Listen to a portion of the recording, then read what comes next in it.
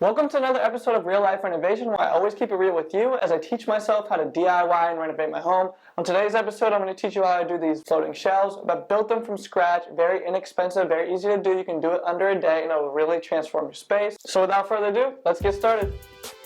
Oh yeah, and I made a giant mistake while doing this, and I want to normalize making mistakes as you renovate and DIY your home. So I'm going to share that with you and make sure you don't make that same mistake. So without further ado, let's actually get started.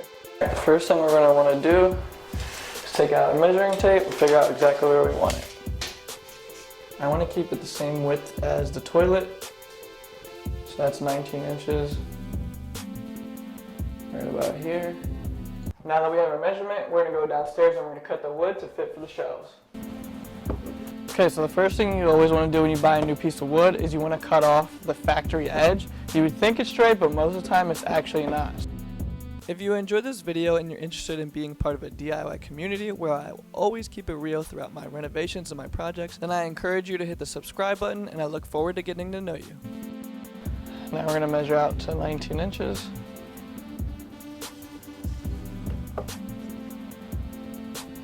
Just right here.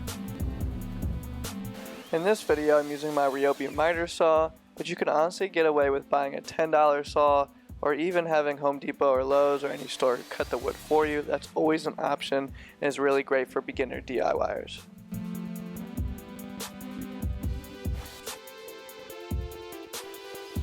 Now we have two 19-inch boards, perfect for our shelves. So first thing we're going to do is use some 80 grit sandpaper to sand the rough finish down, and then we're going to go behind that with the finer grit. I think we have like 150 that I'll put on here. So once I do that, then we'll wipe off all the dust, and then it'll be ready for pre-stain. If you're anything like me, you hate sanding with a passion, but it really is an important step in this entire process, so make sure you do your due diligence and get your sanding done.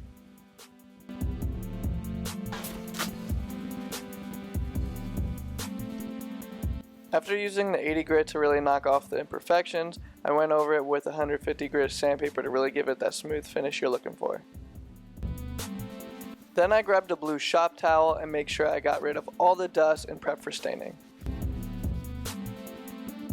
Then I applied some pre-stained wood conditioner.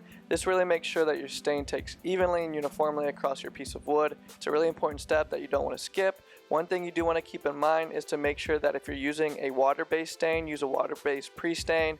That's something I didn't really know before I Googled it, but you learn something new every day.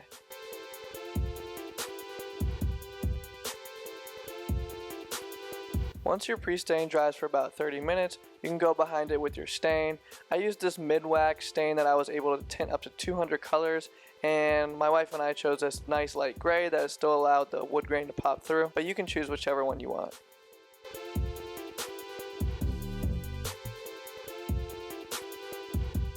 The key that I've found to an insanely smooth surface is to go over it very lightly with an 800 grit or higher sandpaper.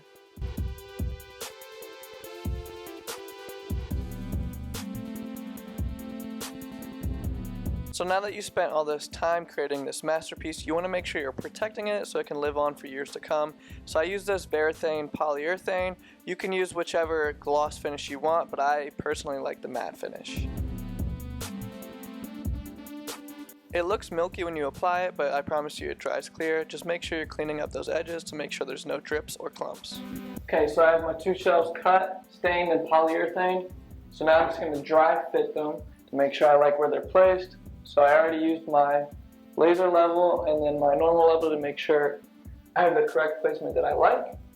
And that'll line up with these two grout lines. Obviously you don't have to do that, but I just felt like it was going to give it like a more polished look. So ended up working out perfectly because I really like this height.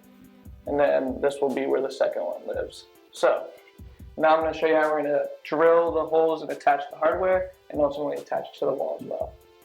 Here's the brackets that I'm using to install my floating shelves. So these are like an industrial, almost modern type shelf. I think they were maybe like 20 bucks on Amazon. I'll put the link in the description for you in case you want them as well. They're super easy to do.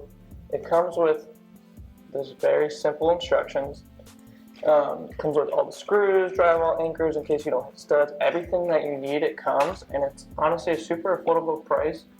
So what you want to do is you essentially want to figure out which side you want on the bottom and which side you want on the top. It really depends on what you and your guests are going to see more. Obviously you want the more finished and polished and better looking side of wood to be the most visible. Attaching these brackets is actually super simple. It's really just 3 screws, but before you drive those screws in, you really want to make sure you pre-drill your holes. If you don't do that, your wood can split when those screws come into contact, and obviously we don't want to do that. And now for the stupid mistake I made that I want to make sure you don't make as well. These brackets, as you can see on the right, are actually not supposed to be super high up and vertical like that. You're supposed to install them so they kick out more horizontal. So just be careful when you're installing these and make sure you're doing it right. Once you finish attaching the brackets to the wood, you can start attaching it to the drywall. So I'm just using a pencil and marking out the holes that I need to drill, and then just attaching it. I recommend using a level, as you saw I use, just to make sure your brackets are level, and then your shells will be level as well. From there it's pretty easy. You just attach the screws to the drywall plugs, and now you have yourself some badass floating shelves that you made yourself. And honestly, it doesn't get much better than that. So all you have to do is decorate, which I can't help you with, unfortunately. My decoration skills are very subpar. But if you like this video, please make sure you hit the subscribe button, because I have plenty more real life renovations on the way for you. So make sure you stay tuned.